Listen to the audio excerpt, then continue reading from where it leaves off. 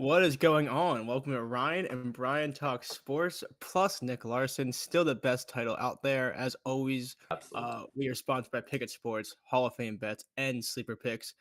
We had no show last week. We were back this week. And this week we have football. So it's a good show to have on.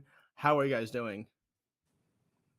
Fucking excellent. Okay. Wow. So on the I other was gonna show say at 1 Ryan's gotta p.m., be doing excellent. yeah, at 1 p.m. we always talk over each other for the how are you doing? And meanwhile, you guys just both went dead silent, gave thumbs up, and had dead air. So it's crazy the difference of personalities. We're just polite, man. That's all there is to it. I don't know what else to say. You were one of the most unpolite people I've ever had to work with. So I don't know what you're talking about. It's true. But no, this is fun. Honestly, knock on wood. This Monday Night Football game should not be a 40 to nothing route or one of those terrible garbage times you always get with these games. Hoping this is a good one. I do think it's going to be nice to see how these two teams come into the season. Yes, it is. You guys have to talk. You do realize that, like part of this job that you guys are hired to do is to make content and to do a show. And it's like you forgot that we had 1 week on. I was ready for No. you to keep going. I thought you had a spiel. That was clearly an open-ending question to get you guys involved because Brian, I'm trying to give you football's on tonight. No, and I just said it would be nice to see how these two teams merge at the start of the season, and I kind of trailed off to see, and you guys did not even attempt to hop in. We'll call it a little rust, man. We haven't been on the air in 2 weeks, so give us a little break while we figure this back out. But dude, honestly though, my thing is that right now I am the point guard you bet on for assists that's just laying it up. Like I'm Luka Doncic laying it up to Dwight Powell, who just keeps fucking throwing it off the back iron. Like that's what's going on right now. You're missing dunks right now. Oh man, that is fucking beautiful stuff. Beautiful stuff. Very excited. We have done a full NFL season worth of shows before. So this is actually like our second season of this show doing our second season of this show NFL wise, if you will. Yeah, So it's our second season of the show. We got stuck with like the little brother that you're forced to take along with you. With Nick here, like when you plug in the controller and then you have the other one not plugged in, you're like, "You're doing so great! Wow, you're doing awesome, buddy. You're doing so good." To help Nick out, I'm gonna straight up ask him, Nick, are you excited for this Monday Night Football game? I am so excited. I'm glad you set it up with a great question this time. Thank you. You can talk more than just answering yes and no, though. You're allowed to. Is this the most look forward to game of the week, you think, or not? I don't know. I think yes, only because the Monday Night Football combined with the fact that I think everyone just wants to see how Aaron Rodgers looks on the Jets. The Jets are getting so much hype. They're getting a lot. Yes, they are. I was personally more excited for opening night, not just because of opening night. I think that game had more potential, which it ended up kind of only being okay. But no, there's plenty of excitement about this one too. I really hope that the Bills win technically. But I saw Trent from Bookit Sports is on the Bills, so. But what I've seen is I think we know how that goes. He crushes in prime time. I think yesterday. I think yesterday he was 2-0. He was 2-0 in prime time. I think it was 0-6 in his other bets. So it's not how you start; it's how you finish. So that's a fact. That's a fact. I can't deny that. Yeah, that's good to know. I do think. I know Will Hill would also disagree because he's all in on the Jets hype. I do lean the Bills in this one. I just think if I'm ever given two teams and one of them is new quarterback, new everything else, like everything has to mesh. It's just like I don't care who it is. Sometimes it just takes like a game or two, or even a half, even if it's a quarter. Being out of sync against a Bills team that can really just run it up if they want to can also can prove to be a difficult task. You saw it yesterday too. Like a lot of these guys that didn't play like it was some bad football, especially the first half of these games. Just people getting the reps and, like you said, getting comfortable again. So that could be an issue. I mean, like not saying that Aaron Rodgers is close to this, but you saw yesterday. I kind of mentioned it. The reason I have no faith in the Giants is because sometimes if that bad thing or that miscue goes wrong, you don't recover. Like the Giants drive down, they're about to take the lead. All of a sudden, they're down 7-0, and then they just kept compiling mistakes, and next thing you know, it's out of hand. Not saying that's a Jet at all, but sometimes those miscues can really derail a team, especially if you're playing against a team like the Bills that have been really good in the regular season the last few years. They're the opposite of not how you start, it's how you finish. They're all about the starting hot and then they usually trail off. So it would be an interesting one. Yeah, I think Brian and I are on a very similar play. I'm curious to see how he breaks it down versus how I do. Oh, someone in the chat asked about CJ Uzama for a touchdown at plus 650. Good or bad? Let me check Pickett Interesting. Sports Yeah, to see what the best line is. How about kind of struggling with the tight ends in this game. I think there's 4 guys. They all seem to have some form of ability.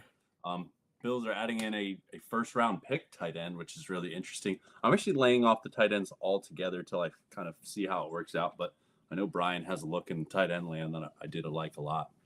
Yeah, so let me just find the best price here for Uzama. Okay, so Barstool has CJ Uzama at plus 800. So using the Pick a Sports app, one of the best for line shopping. As we get a glitch chat, that's probably fake. It's probably not Yeah, going to be anything. I'm not even gonna worry about it. It's probably going to be like some weird it's stuff. like a state specific promo for DraftKings. It's not. Of course it is. That sounds urgent. I was gonna say this. I don't mind that look. It's gonna be a little rainy. The rain's supposed to stop, but it's supposed to be a little wet. So if you wanted it back to tight ends, I don't hate that. But make sure you're getting the best price, 8-1 on Barstool if you have that book. Yeah. So moving on, let's talk about some of these plays. What play are you on that's similar to mine? I don't really look at anything you do or say. Well, did you see what I did this afternoon? No. Oh, I did see Alec Bohm. I retweeted it because I felt bad for you because I haven't checked in on you or your health or your mental well-being in like months. I had a 9.7 unit gain on the first game of MLB today, so it was quite a fun day. I bet you if you put your mind to it, you can lose all of that on this Monday Night Football game. I've been thinking about it too. I think you can do that. If anything, it was just regaining the money back that I lost on Saturday, so it's okay. Somebody asked about Damien Harris. I think that's really interesting. I will touch on that a little bit. Now, the play that Brian and I have referred to a few times now, I'm just going to go ahead and just hop on. I went Josh Allen over rush yards. 35.5 is on Barstool at minus 120. And I also took him for a rushing touchdown. What a square. At plus 285 with the DraftKings boost. So, and then there's also a no sweat on DraftKings for me. It was $20, which is 0.4. So I went Allen 2 touchdowns for that. Now my biggest fear got mentioned in this chat already by Colin Benji is Damien Harris. Some part of me thinks that Damien Harris ends up being like a 10 touchdown guy for this team. I really could see him sneaking in and stealing some of these, but I still like the price enough on Allen. I like the I guess the background or the games that he's had against the Jets, especially last year. We're 3 games straight that he's really struggled versus the Jets. Completion percentage below 60% in 3 straight, under 240 yards in 3 straight, just 3 touchdowns passing and 2 interceptions. But he does have 3 rushing touchdowns in the last 2 games.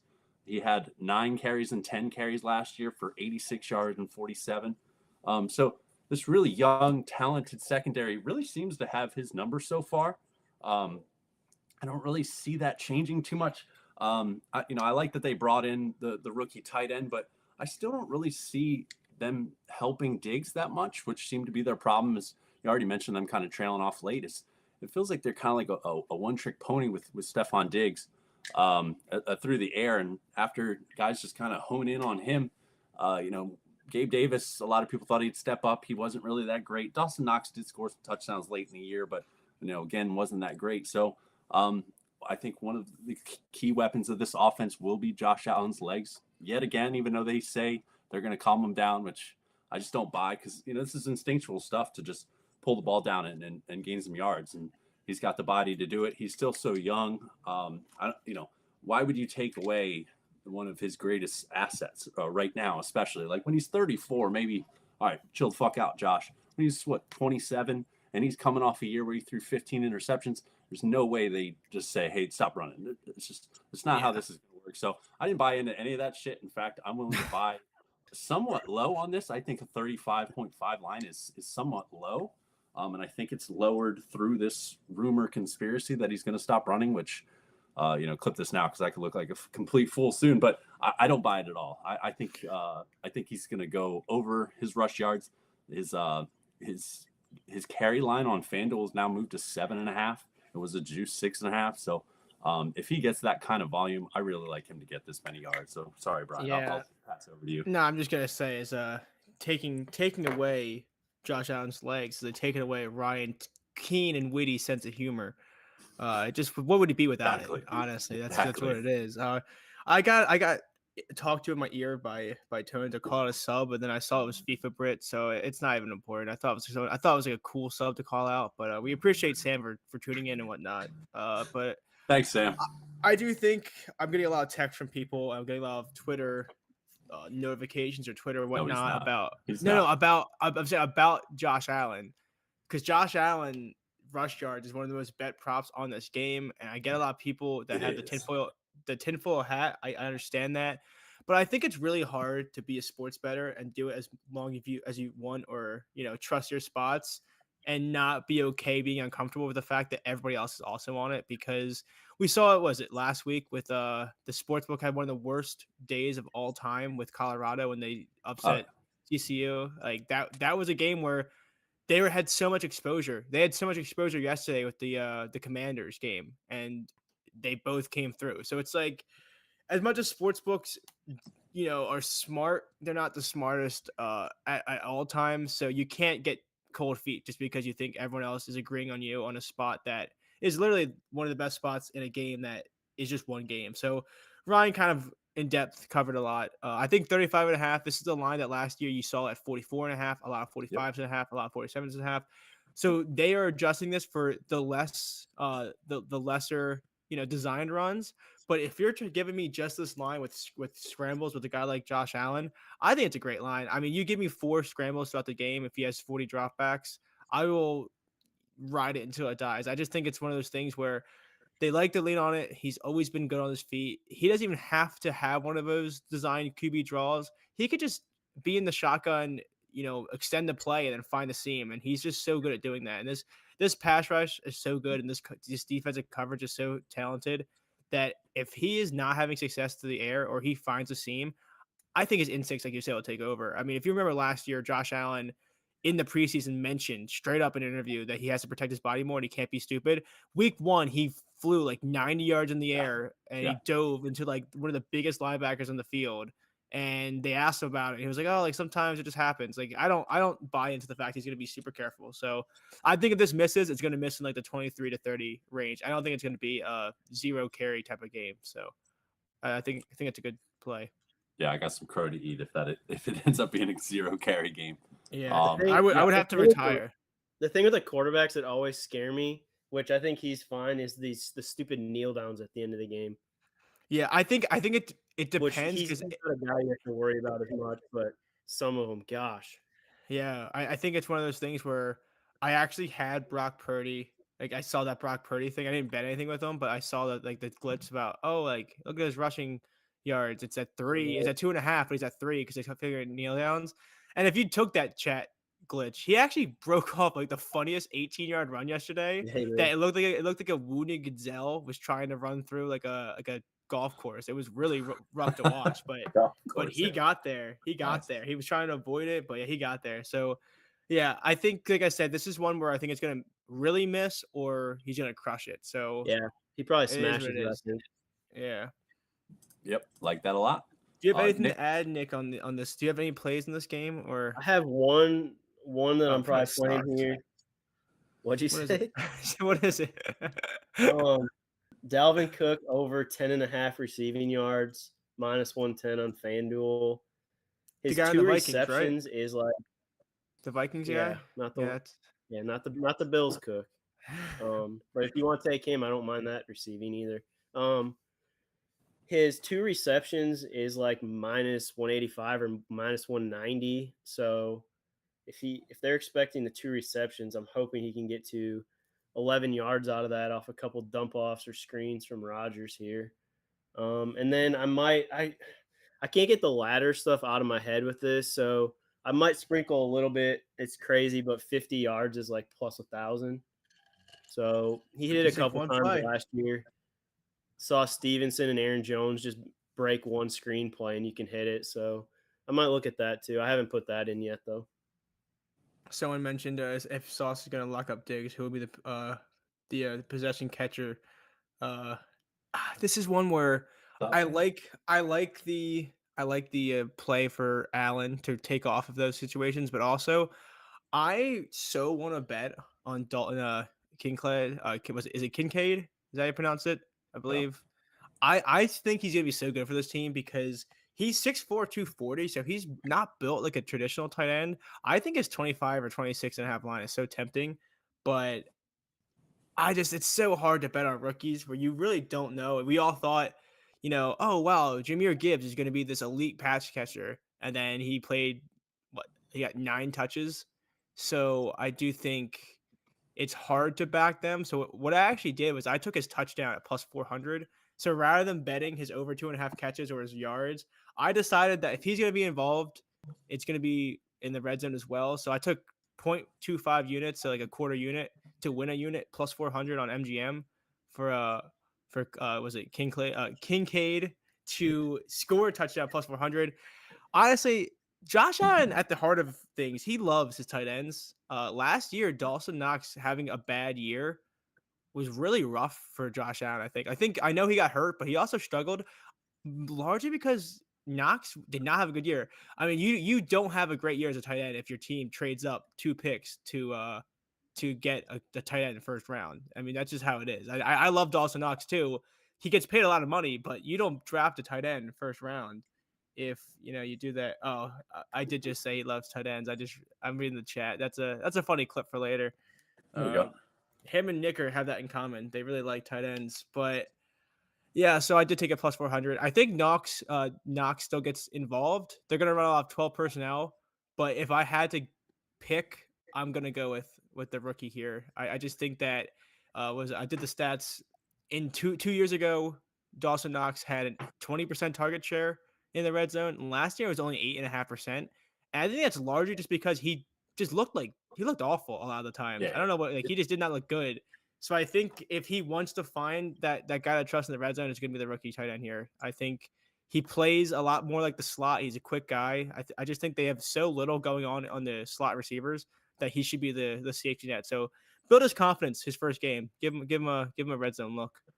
There you go. I like that. And especially, you said I'd rather just keep my risk low and try to play this to win a unit. If he doesn't score, barely hurts, was worth a sprinkle, and then you don't have to sweat the fucking over two and a Now that half I say that, reception line. he's gonna have 3 catches, 48 yards, and no touchdown. That's how it's gonna work. Probably. Because I You said got that, but you still have that Ferguson in the back of your mind, don't you? That's why. yeah. Well, it's weird. I mean, Ferguson. Also, credit to him. That was the worst game script of all time. If you were betting any kind of props, like if you wanted anything to go over, being up 30-0 the first 6.5 minutes of the game is usually not the best script Not for it. great. Yeah, not It's great. not great. I'll also say this: MGM has this promo from Monday Night Football. Like if you bet like anything, like I think 20 or $50, whatever the minimum is, you get $10 free bets. So I have 2 of them. I'm straight up using both of them on the Buffalo tight ends to score the first touchdown. So I think it's 20-1 and 19-1 for those guys respectively. So I'm going to use both of them just on one of them to catch the first the first touchdown. I'm not mad at that. What are the odds on them? Do you remember off the top of your head? I think for first touchdown it was 2,100 for the Rook, and I think Knox was 20-1. I want to say 20-1. Not bad at all. And my plan is MGM has a live boost, so if they don't score the first one, I might just ride with one of them with the live. They have a live 25% boost. Yeah, I'm not mad at that at all. I like that a lot. Do you have anything else to add, Brian? No, I think that's a good way to attack it. Like you said, rookies keep the risk low, go a little bit crazy. Same thing as Nick there. Dalvin Cook, what's his role going to be? Why not take a stab at it being big? Because if it's nothing, at least you have less risk out there. Well, great segue into my prop. I took Dalvin Cook over rushing yards, and I took his touchdown. So the way I did Allen is I did 0.6 on rushing yards since there was a little bit of juice to it, and then I did 0.5 on his touchdown. Pretty much did the same thing with Dalvin Cook. 0.6 on his rush yards. I did 0.5 on his touchdown. His rush yards were 45.5 on Barstool at minus 120, I want to say. So, go peek there. Barstool actually does something pretty interesting. They offer 1 yard above and 1 yard below pretty much everybody's which is really lot. nice. Yeah, which is nice because a lot in football you miss out on the line that you want so often. And I didn't really use Barstool at this time last year, so I found that to be really handy. I used it a couple times on Sunday, and I think it's awesome. Justin Fields would have been a great example because like he was 59.5 pretty much everywhere. I took him at 59.5, but Barstool was offering a 58.5, which would have hit, and I lost on the hook. So I think Tony um, Pollard was similar to that. He had 70 and his line was 70.5. So that was one where that 70 plus would be really, it sounds stupid, but sometimes you watch these lines and you're like, wow, that's interesting that it landed right there. Yeah, it's crazy to see sometimes how sharp they can really be. But anyway, I got 45.5. I'm cool to 47, 48.5 range. Um, I am kind of banking on some coach talk here, but the coach talk makes sense to me. So we got reports that Cook was going to handle the bulk of the carries. We also got reports prior to the Cook signing that Breece Hall was going to be like slowly brought on. I mean, he's he was an early draft pick coming off an ACL tear in his second year. So this is kind of like the situation where I do actually kind of buy into what the coaches are selling here. Um, and which gives us a top 5-ish running back. I haven't really thought too hard about the rankings here, but I mean, Dalvin Cook's, I mean, he's got to be absolutely top 10. Top 5 might be a little bit of a stretch, but he's somewhere in that 5-10-ish range as far as best running backs in the league, in my opinion. And so we have a top 5-10-ish running back that's expected to see the majority of carries on a pretty solid offense.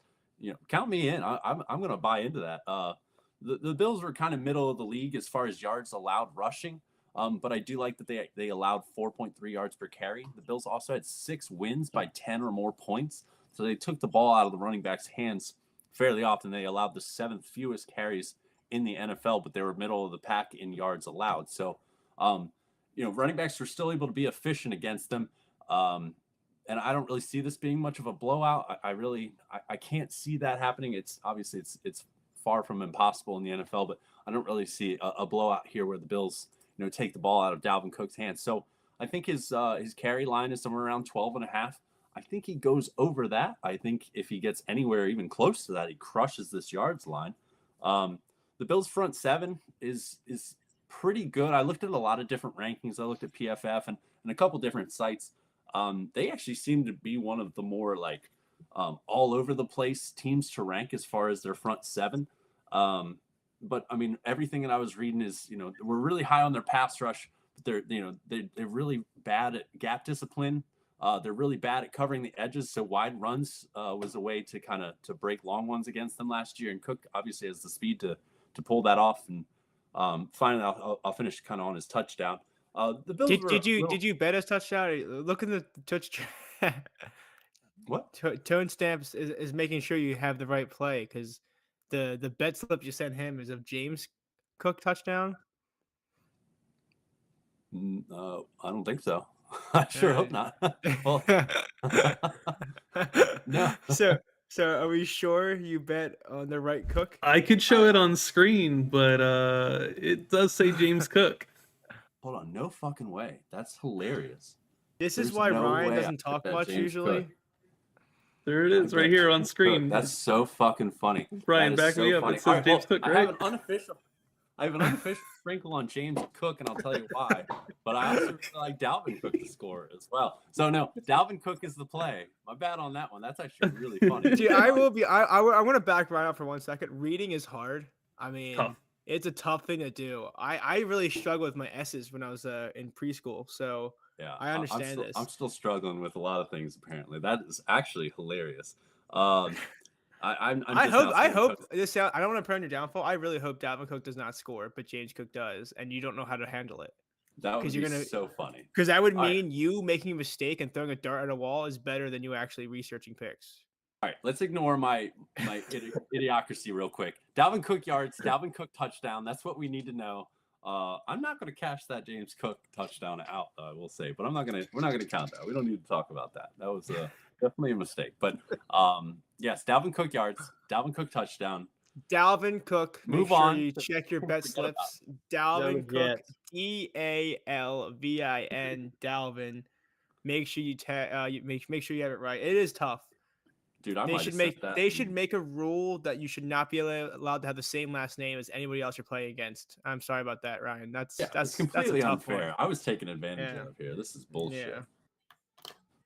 Yeah. That's ridiculous. All right, somebody else talk so we can move on from this shit. Well, I am done with this game in terms of how I'm handling it. I am as well, actually. 2 first touchdowns for Sprinkle, a touchdown. I did bet on the right guy for my touchdown prop. Ryan did not. And then Nick, you bet on James Cook over receiving yards? That is so fun. I hope not. Yeah, you never do know. you Yeah, want double to check that. do you want to Yeah, double check. check? Sure. Ryan's like, double check that. They get you like that. Yeah, you can never be too sure. We can move on to the MLB slate. Dalvin Cook's better odds anyway, so let's fucking go. It was all part of the plan. That's ridiculous. This is a sad moment for this show. MLB time. This is where I'm just gonna let Niclarson cook. This is both of you guys, but I forgot to look at the MLB slate. I was going to, and then I forgot. So Okay, I did look. Fair enough. So the one thing I'll say before I go silent is I do think I like Alex Cobb over 16.5 outs. I just think he's so good. He's so much better. He's so much better at home. And I'm sorry, I wanted to fade his strikeouts, but it was set at 3.5. But I like the over and outs because the Cleveland Guardians just are the definition of a quick outcome team. I swear, there's a chance somewhere out there in an alternate universe, this lineup has allowed like a complete game shutout with only like 27 pitches. They are such a quick outcome team that it is crazy to watch. They don't strike out, they don't walk. I think that's a really good look. But yeah, Nick, why don't you go ahead and get us started? Oh wait, before we go, someone said they joined late. Who do we bet for a touchdown, Dalvin or James? Oh, good Lord. It's at Ryan Props. I think he means you. Dalvin Cook touchdown. It's plus 185 on bet or on Hard Rock. So I think that's a pretty good price. It's even better than the 160 that I committed to earlier, thinking that I was betting on the right Cook. So yeah, don't mind me. We're betting Dalvin Cook. This guy went hours thinking he had the right bet in. He just thought he had it. Is it better that he figured it out now? We're talking like it's 9 a.m. until now. It's good that we figured it out. Yeah, Nick we're makes a talking good almost point. a day. If you were texting me like, let's go, and then like after the game, fuck. And you're like, why didn't you cash? Yeah, this is bullshit. James, they're not paying. Wait, oh no. Yeah, big yikes on my end. That's my bad. Baseball time though. Still, let's move on to baseball. Niclarson, what do you got for baseball, man? First thing I have is a 3-pitcher ladder that I'm running. Luzardo against the Brewers, Detmers against Seattle, and Gavin Williams against the Giants. We talked a little bit earlier. The Brewers have been, I don't know what happened to them against lefties, but all of a sudden they're not striking out against them. Yeah. But they have like a really weird lineup today. They don't have Yelich. He's out. They have called up Josh Donaldson, who is hitting, I believe, 5th. And then they have their 3 rookies at the bottom of the order, including Frelick, a lefty, who they usually sit against, especially tough lefties. So I still think there's anytime Luzardo's capable anytime he goes out, but I think Adames, Donaldson, and then especially those 3 rookies are good targets in that lineup. And then Detmers has been struggling lately, but anytime you face Seattle, it always gives you that opportunity. He had 7 against them earlier this year. They have so many K targets in that lineup. And then Gavin Williams has proved lately that he can run it up to double-digit K games. And San Fran also loaded with strikeout guys in that lineup. So I'm going to start them all at – if you start them all at 5, it's like right around plus 200. And then take it as high as you're comfortable with. I kind of hate you did that because I was giving Williams a long look this morning. I was too. It's just when I saw 4.5 that juiced, I was like, only thing that sucks with him is he might get like 10, or he might be out of the game after the second inning with like 4 walks and 9 runs allowed. So it's tough. And I was actually looking for was it him and Kramer? Yeah, Dean Kramer. I was in the pair of them together, and then I just forgot about it until just now. All 3 of these guys could have 10, or all 3 of these guys could have 4 walks in the second inning. Yeah. Only one way to find out. Exactly. See, this is where I will start doing this thing where I'm going to be really annoying. I wish you could have do like all outs like you can do with strikeouts. Like I would have loved to get say Cobb at 14.5 and parlay it with Gavin Williams at 4.5 strikeouts, something like that. like a same game parlay. We can adjust the outs like you can with their walks and their strikeouts. Yeah, I've always kind of wanted that, but I feel like the value would never really be that great either. So Yeah, because I guess I'm not missing it that bad. Those turn points would be ridiculous. It'd be like 15.5 would be plus 100, and then 14.5 would be like minus 500. They would destroy the odds there. Yeah, no doubt about it. I got some RBI plays. Nick, do you want to start us off with our collab first? Yeah. You want to start with I have another one in the Chicago game. Do you want to start with that game? Sure. Yeah. So So our first play was Bellinger from the Cubs and Rockies. He hits Freeland very well. He's very hot right now. Probably one of the hotter bats, I would say. Hitting. Do they have the lineup out yet or not? actually, that's a good question. Let me double check that real quick. I was gonna see if he's hitting fourth or what the hell. Yeah, I mean he's batted cleanup pretty much every game that I can remember all the way back. It doesn't look like they have their lineup out. Oh yeah, it's up. He's hitting third. Okay, is he really? Yeah. No shit. Morel, it doesn't Horner, change anything. Bellinger. No. Playing at Coors gets that added boost. So really like him here. 8 for 23 against Freeland, 4 RBIs. Good spot for him. So he's the first leg. First leg in our parlay we're running. A separate play I have in this is taking Dansby Swanson. He has crushed Freeland, 7 for 15, 6 RBIs. So separate play, I'm running him in this game. Yeah, I'm running Bellinger solo as well. So that's worth noting. I'm taking him for 2 and for 3. I'll break down units later, but yeah, we can keep going with the parlay that me and Nick put together today. All right, and then the second leg was Rafael Devers. Devers for Boston should be hitting second tonight. I'll pull that up for sure here. Yeah, I'm pretty sure he bats second almost every night. I don't think he ever hits not second, but facing confirmed two. Facing Schmidt. Schmidt can give it up pretty good. He's 4 for 10, 2 RBIs with a home run off of Schmidt. Playing at Fenway, Devers a threat every time.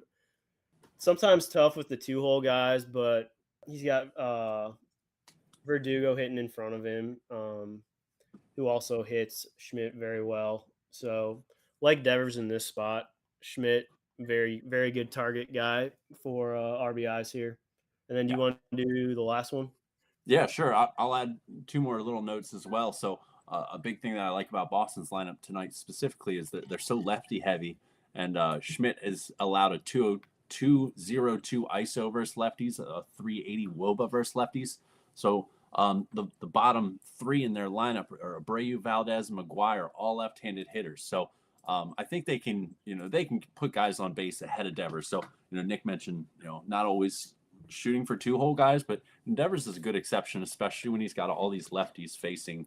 I mean, there's 4 straight lefties ahead of him in a sense after the first inning. So I think there'll be plenty of opportunities to get RBI looks for sure here. Now our last someone in the YouTube chat said, "Fellas, great content. Smash the like." So that is Nick's second account on YouTube. He has 2 accounts. He's got his real one and then his burner account. So I'm actually really impressed. He was able to type that out while he was still talking about his play. Yeah, not bad. I'm pretty impressed myself. Now the final leg to this parlay is Francisco Lindor. We took him for 2 RBIs and then 3 RBIs in the separate parlay as well. So I really like him. I'll actually touch on Zach Davies' fade because I have more plays from this game specifically to RBIs. But I really like Lindor. He's faced Davies 6 times. He has 2 home runs. So obviously that was a great appeal. But I mean, Zach Davies is just really, really, really bad. 6.81 ERA, 1.60 WHIP. He's even worse on the road. 8.38 ERA on the road. So Lindor was my favorite target in this game, I believe. Even though he bats 2, obviously Alonso's a really good one as well, which I guess we can kind of just segue real quick. So off of this parlay, here, let's recap this parlay. So we went Bellinger for 2, Francisco Lindor for 2, Rafael Devers for 2, Then we also took a parlay for all of them to have 3 as well. So, these are massive long shots. So, sprinkle spots. Don't, you don't have to go too crazy on these. These are 0.1 unit sprinkles as far as I'm concerned. If you want a round robin, I probably wouldn't risk more than 0.2 overall on all of this. So tiny sprinkle spots, but we really like these spots for all these guys. I'll quick segue into, because I have the 3 guys from this Mets lineup that I call it stacking basically. So I put 0.5 units on each guy, and I split that for 2 RBI. I put 0.34 units. For 3 RBIs, I put 0.16. You could be a normal person, put 0.35 and 0.15. But for a 50 unit better, it makes more sense that I put $17 and $8, which is 0.34 and 0.16. So, but do what you're comfortable with. But I went ahead and I did Lindor for 2 and for 3. I did Pete Alonso for 2 and for 3. And actually, since we started the show, I added DJ Stewart for 2 and for 3 as well. So he's batting 5th. DJ Stewart has the 395 ISO versus righties. Zach Davies is so bad, and I hate the Mets. I hate backing the Mets, but this fade was a little bit too juicy for me to avoid. We also have a 14% homer boost at Citi Field, according to Ballpark Pal. So, which is pretty rare. It's not the most homer friendly park in the league. So, 14% is a pretty big boost for them. They just faced them back on July 4th, so they had success that night. Pretty much everybody's had success versus this guy. Pete is 0 for 7 versus him, but he has managed 2 RBI. And then, like I said, Lindor has 2 homers and 6 at-bats versus Zach Davies. So full-on Zach Davies fade. If you take those 3 the same way I took it, it's 1.5 units for all 3 of them. So 0.5 per. Making my head explode, Ryan. Yeah, sorry, Tony. Trying to be as detailed as I can, but it's just I honestly, I stopped listening. I started listening to music. I don't even know what's going on anymore. Not a bad idea. Yeah. Ryan, I had to throw this out there. What? For that parlay, if you have $1 and you throw it on 4 RBI, $1 wins 50 grand. So, I mean, you could retire tonight if you have $1. I need to find $1. Yeah, I mean, Brian doesn't have one, but I'm hoping that our listeners do. So, well, I was actually, as you guys were talking, can I interject for 1 second? Yeah. I was playing with the same game parlay builder on DraftKings. What are your thoughts? It's -120, but what are your thoughts on Dean Creamer? I always call him Creamer. I know it's Kramer. 4 strikeouts and the Orioles to score over 3.5 runs at -120. Hudson sucks. I mean, Hudson's just bad. Hudson does suck, yes. Yeah, so I think, I don't know. I kind of been attacking the Cardinals a little bit. They're like a traditionally non-strikeout team, but the last 30 days they've been just whiffing all over the place. So yeah, not a great team. I might look into that 4 strikeouts and the over and runs. I thought about a Creamer PPD at one point today. I didn't actually lock it in, but I really. So you're saying you would be on board with this idea of 4 strikeouts and just the 3.5 runs, not even a PPD. Like even if Kramer does one of the they'll probably score 4 versus Hudson alone. So he's had 4+ in like 7 straight, I think, too. Yeah, well, he used to be my guy for 4+, and I would always find a way to parlay it. So I might find. I mean, it's a 6:35 game. If I hop off the stream, if I write it up real quick, I can get people to 20 minutes to get it in. Yeah. Definitely. I like that look. I mean, good spot for the Orioles offense for sure. And then Creamer's been really good for 11 straight starts now. He's been really fucking good. So so I might play that. Yeah, his last 15 games, he has it in all but 2 games, the 4+. Yeah, that's pretty damn good. Somebody did ask you about Brandon Nimmo. I don't often take leadoff hitters for RBI. Now there is Jeff McNeil sandwiched in between Lindor and Alonso. It's kind of tough to decide sometimes, but I generally am going to aim for guys with more pop or higher ISOs for these RBI looks because it takes a lot for a guy like Jeff McNeil. In theory, you need a couple singles with guys on, so it's easier said than done with guys like that. That's why I kind of faded him and skipped over him. Now I have been burned in that situation before. It's also worked out for me, plenty of times as well. So. There's always a little bit of risk because he is in that 3 hole, which is an attractive spot. But He's got a 109 ISO and a 307 WOBA first righties, which just really wasn't attracting me too much. So I generally fade leadoff guys, and then wasn't really feeling McNeil, so I went Lindor, Alonso, Stewart. It seems like 3 through 6 seems to be like the sweet spot as far as RBIs. Yeah, for sure. Yeah, there's a few exceptions I'll make for 2, and then today I made probably my first exception ever for Acuna for a leadoff guy. He's the first guy I've ever taken leadoff, and he did get me 2, thankfully. Yeah, and then 1 and 2, it kind of depends on what you have in the bottom of the order if you like those matchups with those guys. Yeah, for sure. No doubt about it. But that actually clocks me out in a sense. Do you guys have any other plays? I do not. Nick, do you have any plays?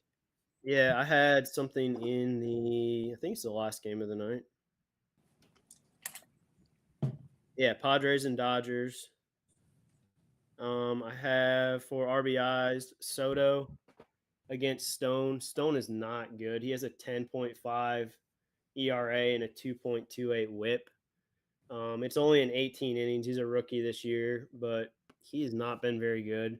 I like Soto against him, lefty against the righty, and then a chalk play with Muncy. Man, he killed me last night, striking out with the bases loaded and no outs.